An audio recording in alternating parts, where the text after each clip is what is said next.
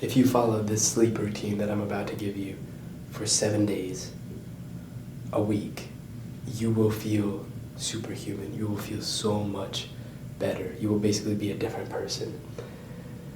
It works really, really well. This is what I follow, and every time I start to deviate from it, I just feel worse. I just always am my best self when I'm locked in on this sleep routine. 3 steps, all right?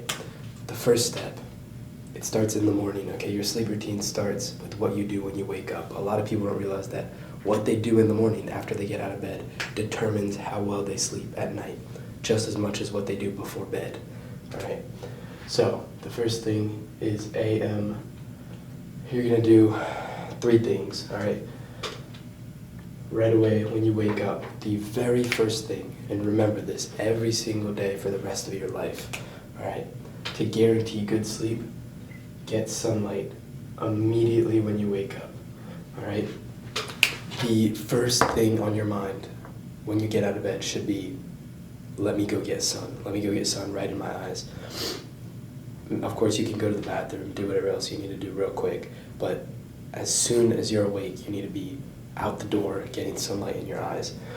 This does a few things, all right? First of all, it gets your natural cortisol, your stress hormone, your good stress hormone flowing, so it gets you more alert, ready for your day. The second thing is that it resets your circadian rhythm so that you'll be able to fall asleep in 14 or 15 hours because you're in line with the sun, all right? You want to be in line with the sun as much as possible to guarantee the best possible sleep, all right? And then once you're outside, so you've looked at the sun, maybe don't look directly at it, but make sure you're getting rays in your eyes for several minutes. The next thing you're going to do is some form of movement, some form of exercise. I'm gonna draw a little guy walking there because my morning walk always hits. Basically, I walk every single morning for 30 minutes or so. You're already outside getting your sun, so you might as well hit some exercise before eating.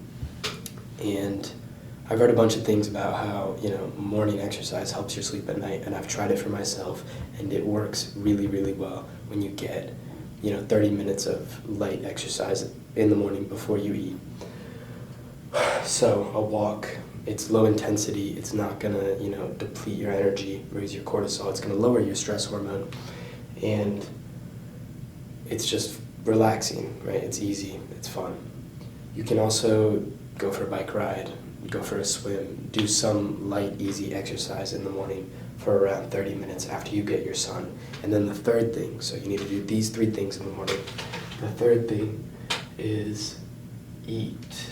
Okay, so let me draw a little knife and fork here. This marker might be running out of ink, but you're gonna wanna eat as your third thing, all right? So after your sunlight and your movement, you want to eat right away, because if you fast, if you skip breakfast, your cortisol, your stress hormone is going to go up, and your circadian rhythm is going to be thrown off, because your circadian rhythm actually depends on when you eat your meals. So you need to be eating a meal right away to tell your circadian rhythm, you're awake, and you can lower the cortisol, right? You spike your insulin, which is good for you when you're eating clean carbs like fruit and honey in the morning. You spike your insulin, your cortisol goes down, and your circadian rhythm is dialed in.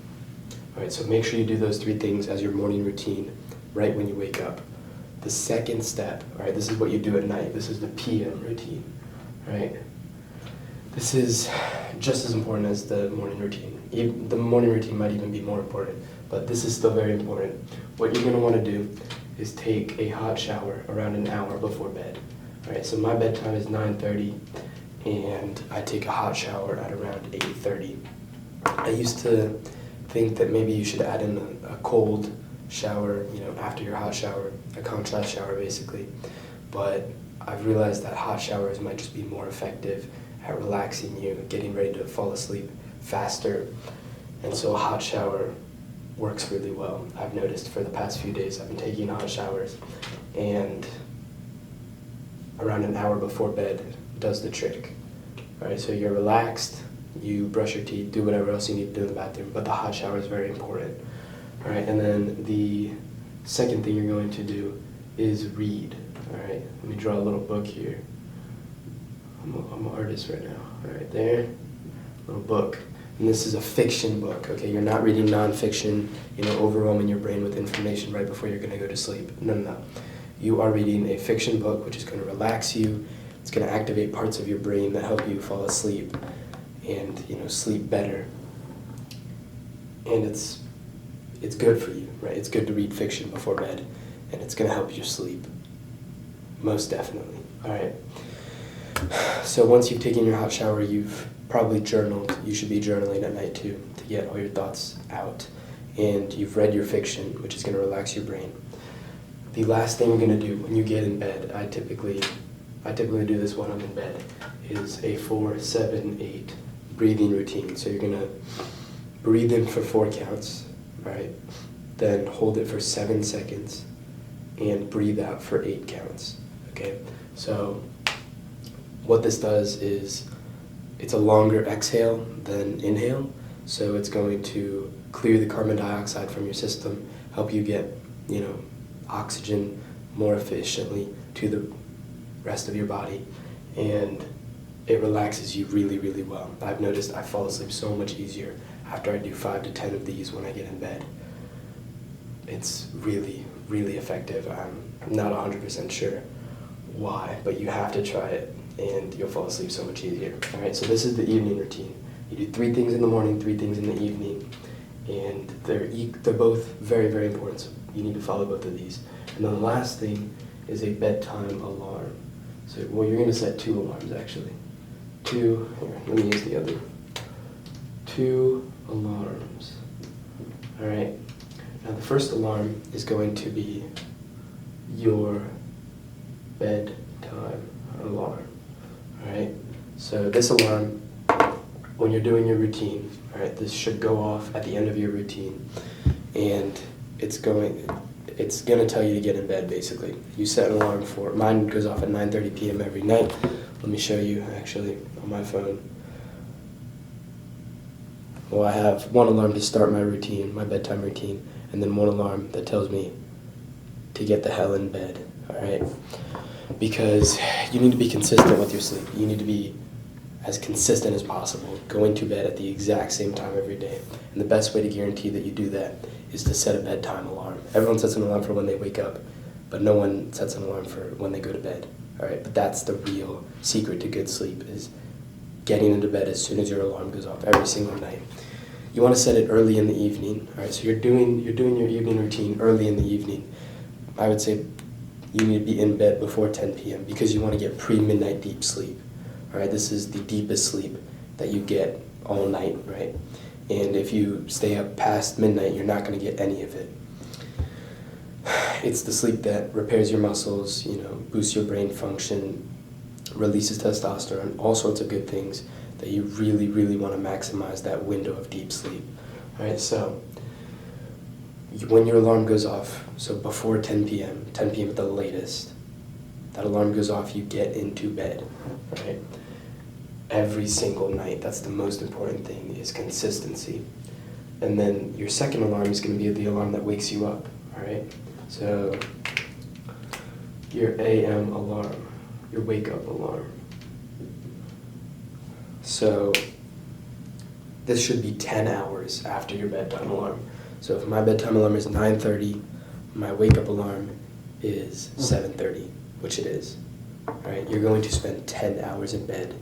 That might seem excessive, that might seem like way too much time to be devoting to sleep, but you need that 10-hour window.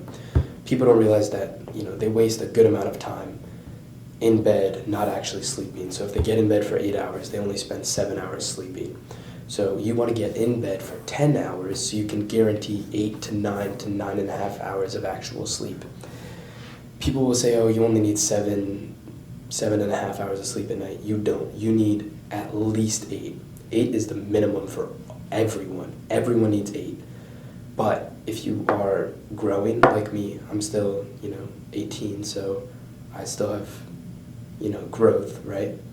I need more sleep than 8 hours.